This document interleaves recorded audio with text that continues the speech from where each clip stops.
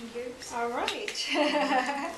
Well, hi everyone. I'm Ejim Dike, and we're going to be switching from human rights work at the international level to talking about the U.S. human rights movement, which is, depending on who you ask, newish, and other people will tell you that it's the U.S. human rights movement has been alive and well since the fight to abolish slavery. So, depends. I think it's apt though that I speak right after Jen, because for two reasons. Well, one is we generally think about human rights work as something that happens outside the United States.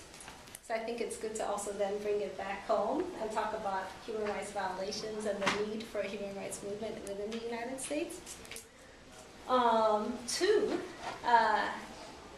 using a human rights movement is really about challenging the law and an acknowledgement that actually the law, which generally confines what we consider right or wrong, is not always the morally right thing to do. It's not always, in fact, right.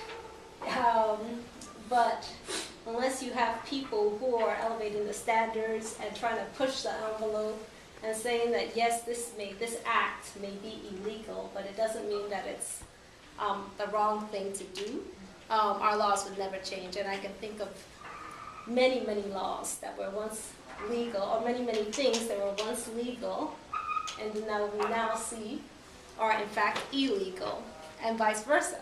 Things that were illegal, interracial marriage, for example, that are now, considered the norm. And people, in fact, many people, especially from probably your generation, are shocked that such laws actually ever existed. I'm hoping that in the next 10 to 15 years we'll be saying the same thing about same-sex marriage. And that, my young niece, who's 7, will go wondering, oh wow, was that ever illegal? Are prohibited? Wow. So I have one. I feel like I should start by saying that I am not a lawyer, and but feel like it's my role to constantly challenge lawyers to think beyond the law. And what I always tell the lawyers I work with, and encourage you to think about it, both Brian and Jen touched on this, is that you should always think about how you use the law creatively. So what I always tell people is, don't tell me what I cannot do. Tell me how to do it. Tell me how to do it. Exactly. Let's put on our thinking caps, creative thinking, and figure out how I can do what I want to do. Because this is the goal I'm trying to achieve. And I think that for too many lawyers, you go through law school and you're taught how to think within the law. You can do this, but you can't do that. So just to encourage you from a young age, early in your careers, to think about constantly challenging the law and be thinking about what are those higher standards that we're trying to hold, in this case, the United States government accountable to. So I'm the executive director of the U.S. Human Rights Network, which is a domestic human rights organization, and rather new. Well, I'm rather new at the organization. I'm a month and a half there. But in my previous capacity as director of the Human Rights Project, we were members of the network since it started. The network itself started about 9 years ago. So it is also a new organization. So what I thought I would do really is share with you generally why the organization exists, and talk about one campaign that we're working on in the hopes that you'll get involved in the campaign. So this may seem like an odd question to even ask for this group, but I want to ask it anyways because I think it's important to think about why a human rights movement, period. And basically the answer is what we spoke to earlier, which is that we constantly need a higher standard of accountability. We really need a framework that helps us imagine the kind of society we want. One that respects the inherent dignity and equal dignity of every human being, which includes people who are vulnerable, children, for example, people who are even despised by society in some cases. Assange would be a good example. Or people who've broken the law. So thinking about what kind of society how do we want to protect the rights of those people who are most vulnerable to discrimination or dismissal? Because I think that what the human rights framework encourages is that when you're protecting the rights of the most vulnerable amongst us, then you can be relatively assured that you're protecting the rights of everyone. Right? It's easy to dismiss people who don't have means, or who we generally decide we don't like as society, or who we don't consider fully human for whatever reason. We don't value their lives as much as we value the lives of everyone else. And that's one of the things Michelle Alexander was pointing to earlier, is that, it is a reality that if you're a young black or brown male, somehow society doesn't fully value your life in the same way it does a white counterpart. So the human rights framework is about challenging that. That's why we need one. But we need one especially in the United States, because we have this idea or sense of exceptionalism, that somehow we have all the laws, mechanisms, systems in place to deal with any human right, we don't even call them human rights violations, any problems, social problems that we have in the United States, and that human rights violations and the need for human rights movement and law is for other countries, such as Haiti, such as Cuba, Iran, wherever else. Usually we find the need for human rights movement in countries that we don't consider friendly politically. So China, Venezuela, it depends on the decade. Really. But more importantly, I think we need a human rights movement in the United States, because our civil rights laws, or let me even go broader than that, our domestic laws are limited in the protections that they offer. I'll give you a couple examples. How many people here have heard of the Jessica Gonzalez-Lenahan case? You have? Okay, great. So I was shocked, right, to hear. I was shocked to learn, not too long ago, that actually a police department does not have to constitutionally enforce a restraining order. If I get a restraining order against somebody who I fear might harm me or my children, the police department is not obliged to, does not have to enforce that order. There's no constitutional obligation for them to do so. So what is the point of it? That is a Supreme Court decision. That is the law of the land, according to domestic law, period.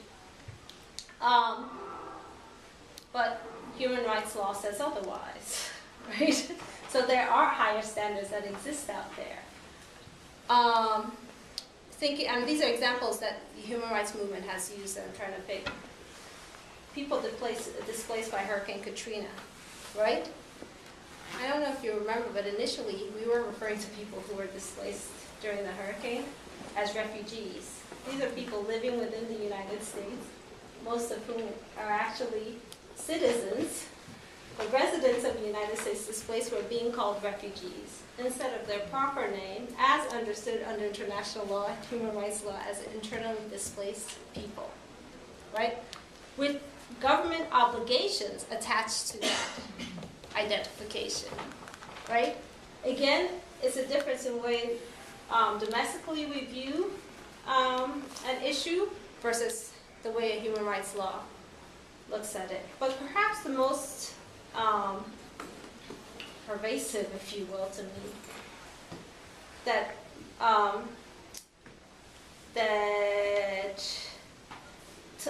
is touched upon by the stop and frisk is this issue of race disparities, right? It's very difficult, or under U.S. law, there's no government obligation, except in a very limited area of the law, which I'll talk about. There's no government obligation to affirmatively address race disparities, which exists, by the way, in almost every sphere of life. Housing, education, health, environmental justice, criminal system, I don't know what we want to call it, it's not a justice system. You know, wherever you look, there are significant race disparities. And at some point we have to say, either there's something wrong with the system. There are only two things. It's either the system or it's the individuals. So are we saying, and in fact, by not identifying the system as a problem, what we are saying implicitly is that it's the individuals. In the same way that we blame poor people in this country for being poor. We don't talk about the system, we talk about it as an individual failing. You did not do something wrong, right? Or you did something wrong, as opposed to taking a step back and looking at the system, the larger system itself. So these are reasons why it was felt necessary to create the U.S. Human Rights Network to support the domestic human rights movement. And the role of the network is to provide educational resources, to provide a platform for cross-issue organizing, and to help elevate local struggles so that we can hold the U.S. government to international human rights standards and law, right? So, and we focus specifically, not exclusively, but specifically on grassroots groups and groups that don't have the same kind of resources as the bigger organizations.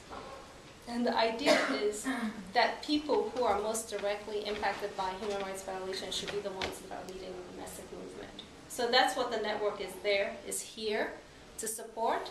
And I'm hoping that as you move on in life, tomorrow, you all go and sign up to join the U.S. Human Rights Network, because I think that really what we need today is we need young blood. So I don't know how I'm doing on time, but I just want to talk about one. Oh, good. So I want to talk about one campaign that we're working on. Let's see, what is it? Okay, yes. So I started talking about what we do, and I said we provide educational services, we provide platforms for people to connect. We also try to engage groups in using international human rights mechanisms to advance domestic advocacy. Do people know what I mean when I say international human rights mechanisms? Yes? Yes? Okay. Who's heard of CERD? Okay, perfect. CERD is also known as a race treaty, or race human rights treaty. It stands for the Convention on the Elimination of All Forms of Racial Discrimination. It is one of three major human rights treaties that the United States has ratified. There are many that the U.S. hasn't, including the Convention on the Rights of the Child, and the Convention on the Elimination of All Forms of Discrimination Against Women, the Women's Treaty, and many others. The Migrant Workers Treaty we haven't signed, the Covenant on Economic and Social Cultural Rights we have not ratified. So there are many human rights treaties that the United States government has not ratified. One of the ones that it has is CERD, or the Race Treaty. And the Race Treaty actually was incidentally was adopted in the 60s, around the same time that we're adopting a lot of our own civil rights laws.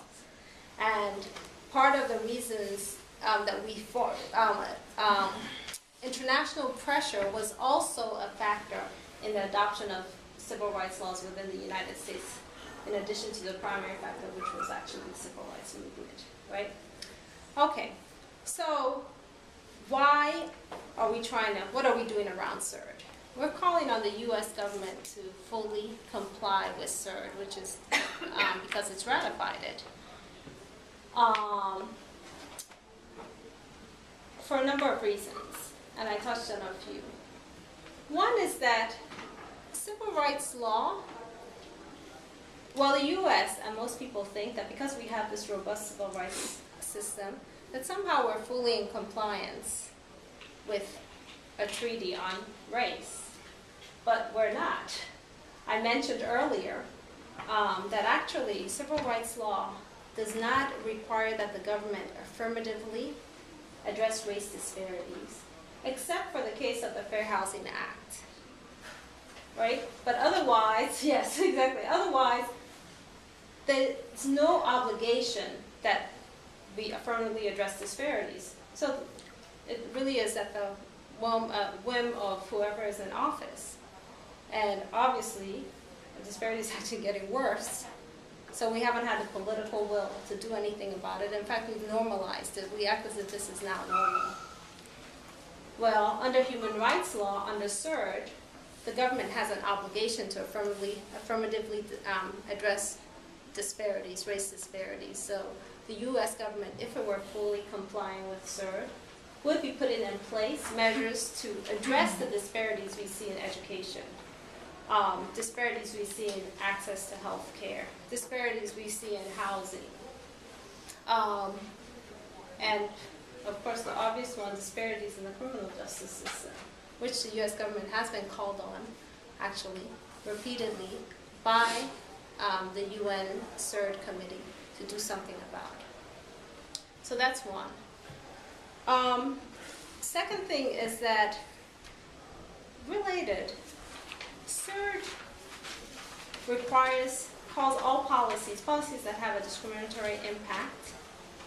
Oh, 2 minutes. Oh, wow, I'm talking too long. Okay, so I'll say this. Second thing is that CERD applies at all levels of government, federal, state, local. Some of our civil rights laws actually just apply at the state and local level. CERD requires that you address